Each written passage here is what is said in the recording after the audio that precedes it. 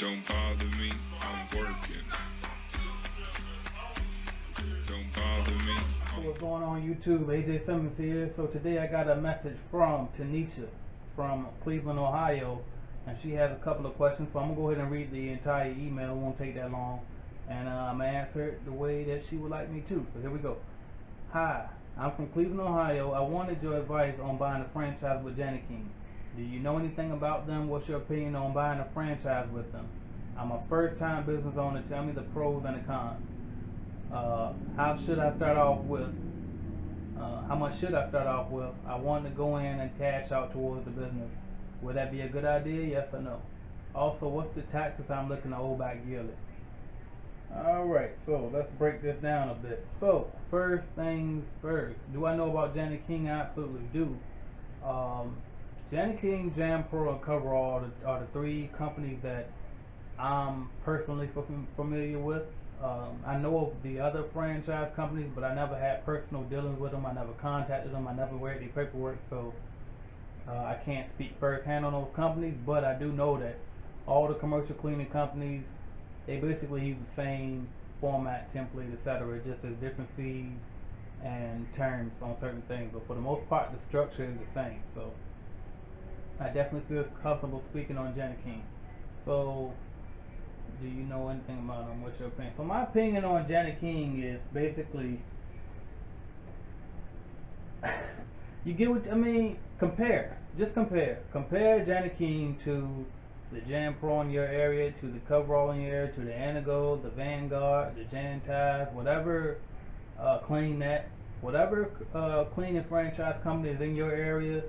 Go to Jani-king and then go to all the other companies too and compare their information and compare their fees and make sure that you're getting the best deal. Because again, I can't tell you that one is better than the other, because just because one is the best option in my area doesn't mean it's the best option in your area, because each locality is owned by a different master franchise owner that has the freedom to charge their own fees and have their own rates and contracts and all of that stuff. So I can't really give you a true answer to that. I will say Jani-king, they've been around probably longer than any of the companies, so that should tell you that, you know what I mean, that they're kind of reputable, you know what I mean. So you definitely can trust them. It's not a scam, but again, you have to compare. I can't really tell you if they're the best or not. All right, so the next thing, the pros and cons, because she's the first time business owner, so she wants to know the pros and cons. Pros and cons. The pros are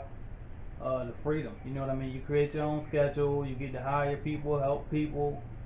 Your taxes are definitely more lenient because you get to pay taxes last instead of first. Like when you get a W-2 check or a check from a job, your taxes are taken out first before you can even pay a bill. But with a business, you pay a bill first and then you get taxed after you pay your bill. So that's a good thing about business. But the con is you have to be self-motivated. I don't think people understand the true definition of self-motivated and a self-starter is, because like when you're self-motivated, that means there's absolutely nobody to answer to but you, and you have to keep that drive up every day, every second, in order to get stuff done. So like today, I need to record a video, but if I didn't do it, then what happens?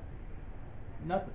I just say I'll try again tomorrow, but really nothing happens. I don't have to answer to anybody. Maybe you guys as subscribers might call me out, but other than that, I mean, I really don't. It's nothing. There's no repercussions. I'm not going to get fired from YouTube. You know what I mean? So that's the biggest thing about being self-employed.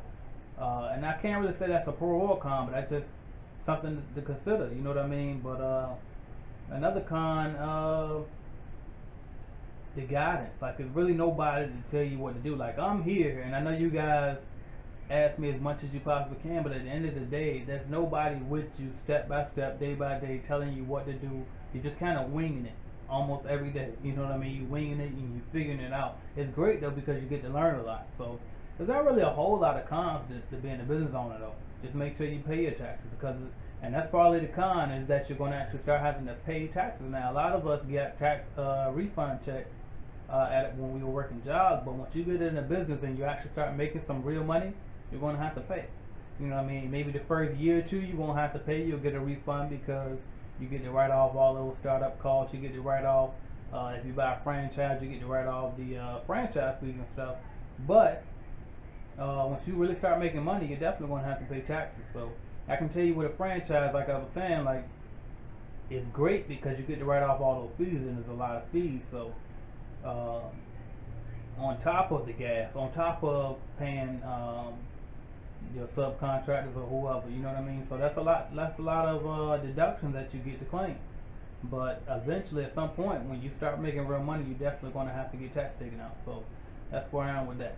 What else were you going with? By the way, I recommend that you check out my video, the pros and cons of a cleaning business. I believe that's what I called it, cleaning business pros and cons. What else? How much should I start off with? I always recommend that you start off with the smallest one. I will say this though, if you have bills that you have to pay and you're in a situation where you know you're probably going to quit your job for the business, then you can start off bigger than the smallest account. I'm not real religious on that like I used to be, but just make sure that you're dead serious about this opportunity, because you don't want to get into this, especially if you're financing the franchise through the franchisor. You don't want to get into this and then be stuck because you still owe a balance and you don't even want to do it anymore. You know what I mean? And you out here losing accounts. Because if you lose an account because of bad cleaning and bad service, guess what? If you still owe the balance on that account, you still got to keep paying those payments. And I'm talking about the finder's fees if you have a finder's fee. You know what I mean? Or if you finance the actual franchise and you still owed on that franchise, but you're out of accounts because you lost them all, you still got to pay their remaining balance for that franchise. So that's why I always recommend that people start off with the smallest one, just in case they get into this and say, you know what, I don't like it, it ain't for me. That they can get out in a more smoother fashion and not be in debt when they get out. You know what I mean? So that's why I always recommend starting off small. But again, if you need to make a certain amount to pay your bills, then you can go higher. But you just got to make sure that you're serious and be prepared to work super hard. Be prepared to dedicate 110% every single day, even when it snows, even when it rains. Now you know every day ain't sunny. You know what I mean? So you got to be able to put all that effort into this if you're going to go that route. You know what I mean? So what else do we have? She wanted to go all into the business. I mean, like I said, that's fine. If you want to go all in, that's good. But just make sure you dead serious. It's easy to get motivated, you know, one day, and then next thing you know, you don't want to do it anymore. You know what I mean? You lost that motivation, but you can get so worked up right this second. You got to remember, you won't even probably start like they got up to 6 months before they can give you, before they get you up to that amount that they promised you that you would get.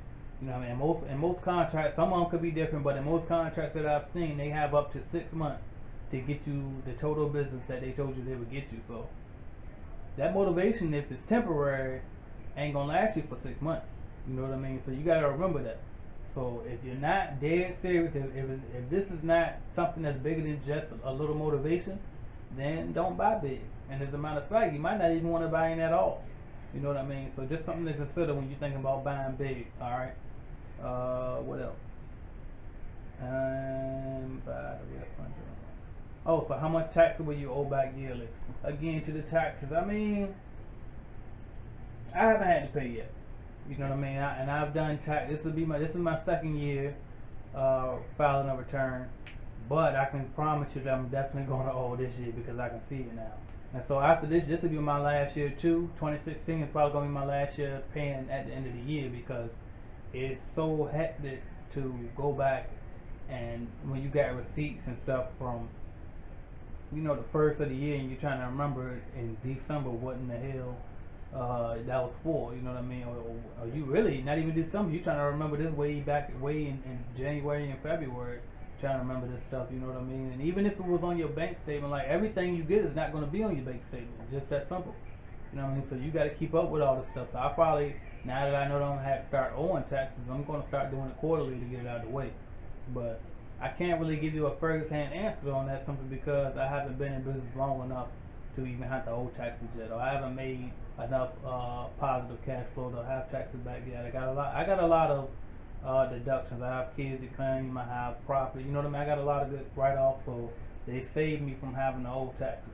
All right, but I say just go for it. You know, don't overthink about it. Don't overanalyze it. You know what I mean? Just go for it, and you can figure it out and learn on the way. I recommend that you call some of the local franchise owners with the Jam Pro company that you're thinking about buying with, and get their opinion and ask them the exact same question that you asked me, and then do the same thing for the other companies too, and then you can make your mind up off that. So hopefully that was able to help you, and I appreciate you for watching my videos. I appreciate all of you guys for watching, subscribing, liking, sharing, and commenting. Until next time, AJ Simmons signing off. Thanks.